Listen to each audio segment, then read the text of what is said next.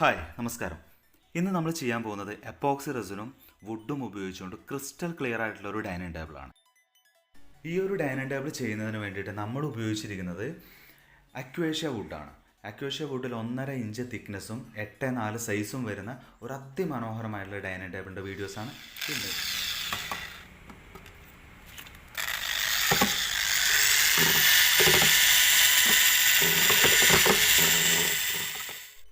Dining table ചെയ്യുന്നതിന് ആവശ്യമായിട്ടുള്ള ഫ്രെയിമിങ്ങും കാര്യങ്ങളും എല്ലാം നമ്മൾ ഈ ഒരു വീഡിയോസിൽ ഉൾപ്പെടുത്തിയിട്ടില്ല.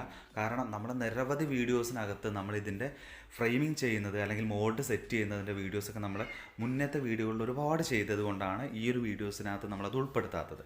അപ്പോൾ നമ്മൾ ഫ്രെയിമിങ്ങും കാര്യങ്ങളെല്ലാം സെറ്റ് ചെയ്തതിന് ശേഷം നല്ല രീതിയിൽ സാൻഡിങ്ങും ചെയ്തെടുത്ത വുഡിന് നമുക്ക് എങ്ങനെയാണോ മോഡൽസ് വേണ്ടത് അതിനനുസരിച്ച് നമ്മൾ വുഡെല്ലാം കട്ട് ചെയ്തെടുത്തതിന് ശേഷം അതിലേക്ക് ക്രിസ്റ്റൽ ക്ലിയർ ആയിട്ടുള്ള എപ്പോക്സി കാസ്റ്റ് ചെയ്യുകയാണ് ഫസ്റ്റ് ചെയ്യുന്നത്.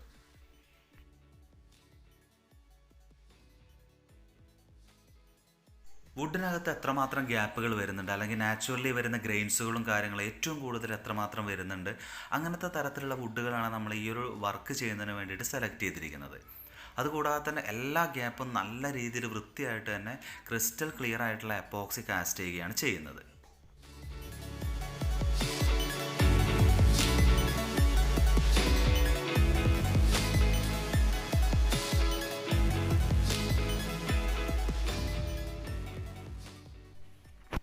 ക്ലിയർ ആയിട്ടുള്ള അല്ലെങ്കിൽ ട്രാൻസ്പെറൻ്റ് ആയിട്ടുള്ള ഈ ഒരു ഡൈനിങ് ടേബിൾ ചെയ്യുന്നതിന് വേണ്ടിയിട്ട് നമ്മൾ ഉപയോഗിച്ചിരിക്കുന്ന എപ്പോക്സി എന്ന് പറയുന്നത് 3:1 റേഷ്യോയിലുള്ള എപ്പോക്സിയാണ്. 3:1 എപ്പോക്സി ഉപയോഗിച്ച് കഴിഞ്ഞാൽ മാക്സിമം കാസ്റ്റിംഗ് തിക്നെസ് കിട്ടും എന്നുള്ളത് കൊണ്ടാണ് 3:1 റേഷ്യോയിലുള്ള എപ്പോക്സി നമ്മൾ ഇതിന് വേണ്ടിയിട്ട് ഉപയോഗിച്ചിരിക്കുന്നത്.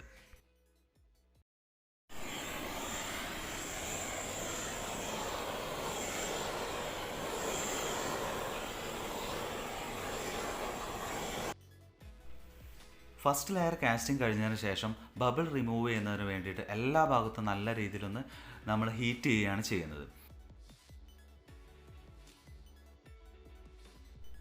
1.5 ഇഞ്ച് തിക്നെസ് വരുന്നത് കൊണ്ട് തന്നെ നമ്മളിത് 2-3 ടൈപ്പായിട്ട് കാസ്റ്റിങ്ങിലാണ് നമ്മളത് ഫൈനൽ കോട്ട് വരെ പൂർത്തിയാക്കിയിട്ടുള്ളത്.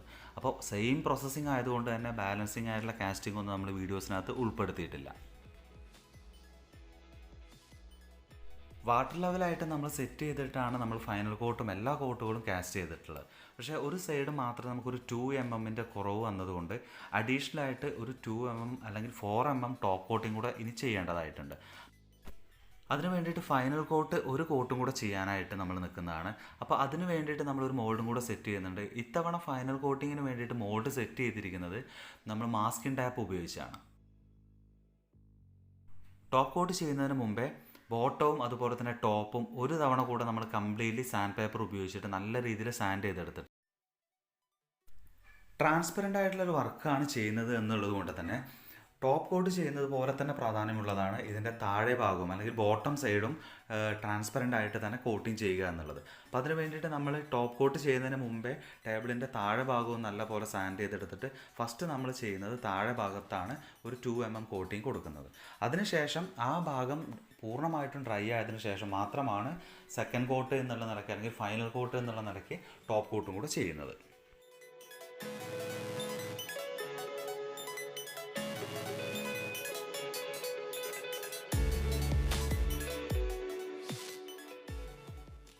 ഈ വർക്ക് കംപ്ലീറ്റ് ചെയ്യുന്നതിന് വേണ്ടിയിട്ട് നമ്മൾ ഉപയോഗിച്ചിരിക്കുന്നത് ക്രിസ്റ്റൽ ക്ലിയർ ആയിട്ടുള്ള 3:1 റേഷ്യോ എപ്പോക്സിയാണ് ഉപയോഗിച്ചിരിക്കുന്നത്.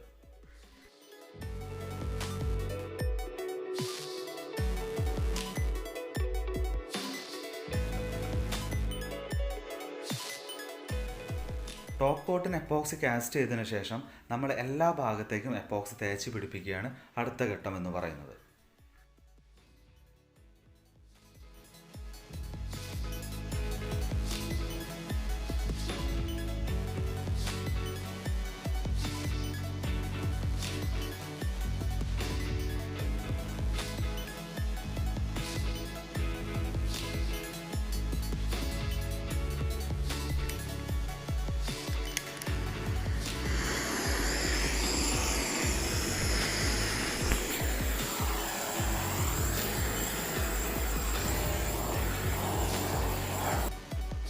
വീഡിയോ കണ്ടിട്ടുള്ള ഒരുപാട് പേർക്കുള്ള സംശയമാണ്. അത് കമൻ്റായിട്ടും അല്ലെങ്കിൽ നേരിട്ടും ഫോൺ ചെയ്തും എല്ലാവരും ചോദിക്കുന്നൊരു സംശയത്തിലൊന്നാണ്, എന്തിനാണ് നമ്മൾ എപ്പോക്സി കാസ്റ്റ് ചെയ്തതിന് ശേഷം ഹീറ്റ് ചെയ്യുന്നത്? ഹീറ്റ് ചെയ്തുകൊണ്ടാണോ നമ്മൾ എപ്പോക്സി ഡ്രൈ ആക്കുന്നത് എന്നുള്ള ഒരുപാട് സംശയങ്ങൾ പലരും ചോദിക്കാറുണ്ട്.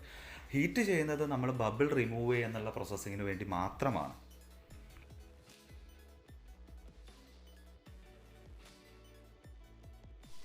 ടോപ്പ് കോട്ടും ചെയ്തതിന് ശേഷമുള്ള റിസൾട്ടാണ് ഇപ്പോൾ നിങ്ങൾ ഈ കണ്ടുകൊണ്ടിരിക്കുന്നത്. ടോപ്പ് കോട്ടിന് ശേഷം നല്ല രീതിയിലൊരു പോളിഷും കൂടെ ചെയ്തതിന് ശേഷമാണ് നമ്മൾ ഈ ഒരു പ്രൊഡക്റ്റ് കസ്റ്റമർക്ക് വേണ്ടിയിട്ട് ഡെലിവറി ചെയ്തിട്ടുള്ളത്.